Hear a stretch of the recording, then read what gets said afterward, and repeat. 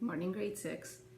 So we got up to part 5, Justin in Wonder. So we're going to meet Via's boyfriend. Jack and Augie just had a brief encounter. So let's find out what's going on with him.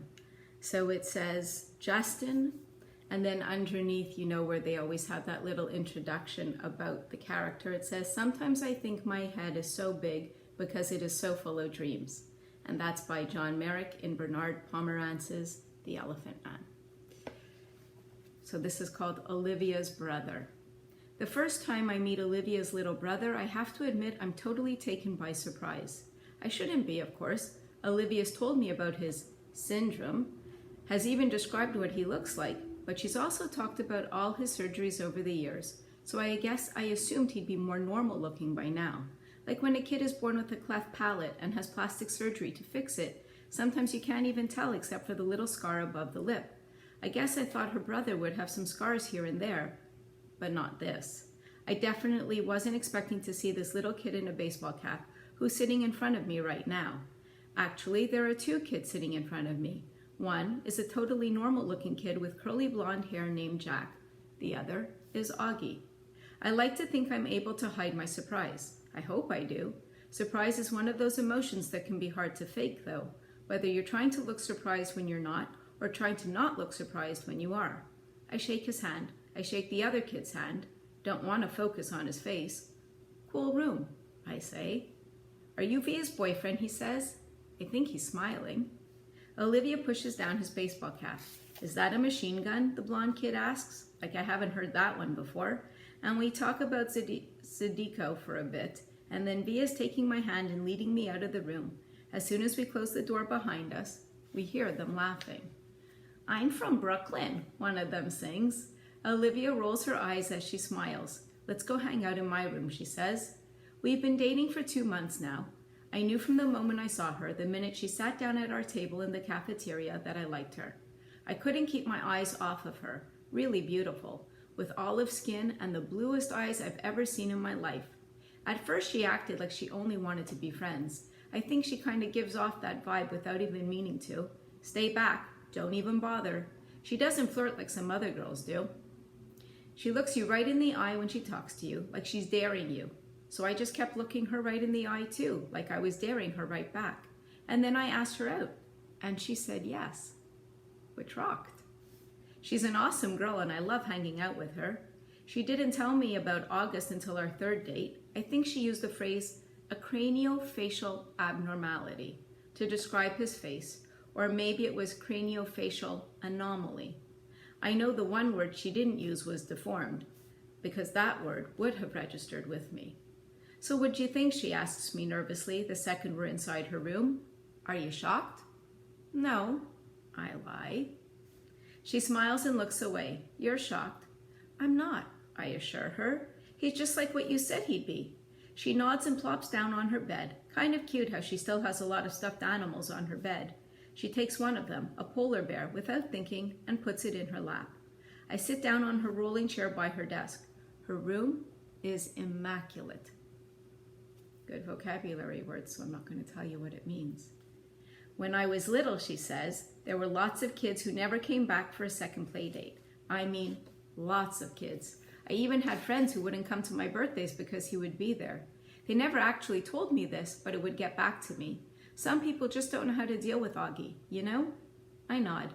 "It's not even like they know they're being mean," she adds. "They were just scared. I mean, let's face it, his face is a little scary, right?" "I guess," I answer.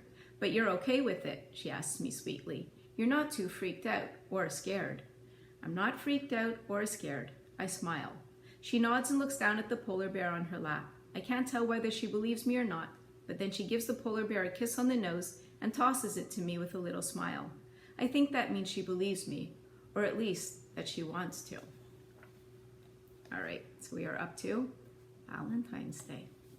I give Olivia a heart necklace for Valentine's Day, and she gives me a messenger bag she's made out of old floppy disks. Very cool how she makes things like that. Earrings out of pieces of circuit boards, dresses out of t-shirts, bags out of old jeans. She's so creative. I tell her she should be an artist someday, but she wants to be a scientist, a geneticist of all things. She wants to find cures for people like her brother, I guess. We make plans for me to finally meet her parents, a Mexican restaurant on Amesfort Avenue near her house on Saturday night. All day long I'm nervous about it, and when I get nervous, my tics come out. I mean, my tics are always there, but they're not like they used to be when I was little. Nothing but a few hard blinks now, the occasional head pull, but when I'm stressed, they get worse. And I'm definitely stressing about meeting her folks. So tics are things that you don't have control over. They're waiting inside when I get to the restaurant. The dad gets up and shakes my hand, and the mom gives me a hug. I give Augie a hello fist punch and kiss Olivia on the cheek before I sit down. It's so nice to meet you, Justin. We've heard so much about you. Her parents couldn't be nicer, put me at ease right away. The waiter brings over the menus, and I notice his expression the moment he lays eyes on August, but I pretend not to notice. I guess we're all pretending not to notice things tonight. The waiter, my tics, the way August crushes the tortilla chips on the table and spoons the crumbs into his mouth. I look at Olivia and she smiles at me. She knows. She sees the waiter's face. She sees my tics. Olivia is a girl who sees everything. We spend the entire dinner talking and laughing. Olivia's parents ask me about my music, how I got into the fiddle and stuff like that.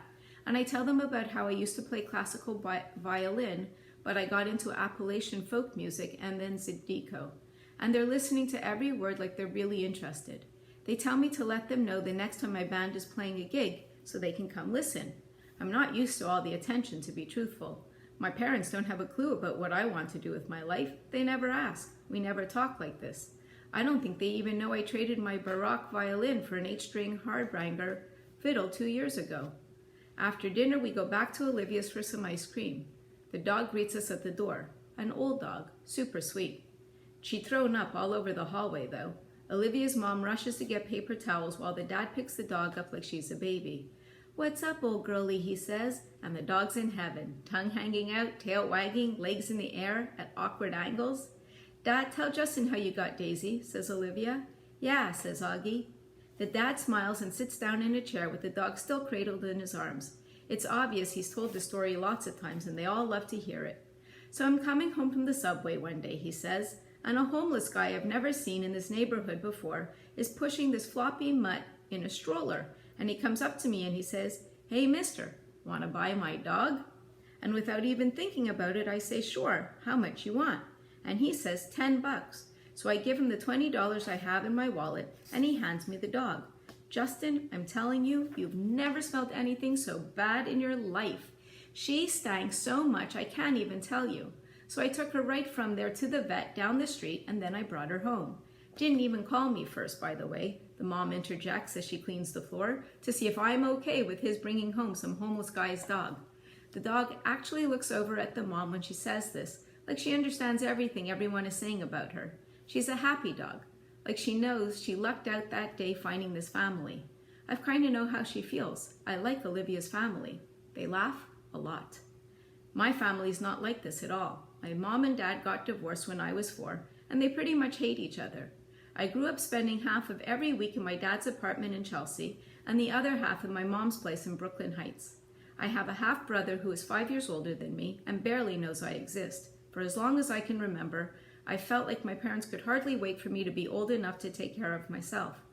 You can go to the store by yourself. Here's the key to the apartment. It's funny how there's a word like overprotective to describe some parents, but no word that means the opposite. What word do you use to describe parents who don't protect enough? Underprotective? Neglectful? Self-involved? Lame? All of the above? Olivia's family tells each other "I love you" all the time. I can't remember the last time anyone in my family said that to me. By the time I go home, my tics have all stopped. Aw, Justin. So interesting to see. Some of us have physical things that are different about us. Some of us have emotional things that are different. Some of us have overprotective parents, underprotective parents. It's a whole bag of differences. It's what makes this book so amazing. All right, so I'm going to send you directions with what to do with all this wonderful information we've gained now, okay? Take care. Have a good weekend. Bye, guys.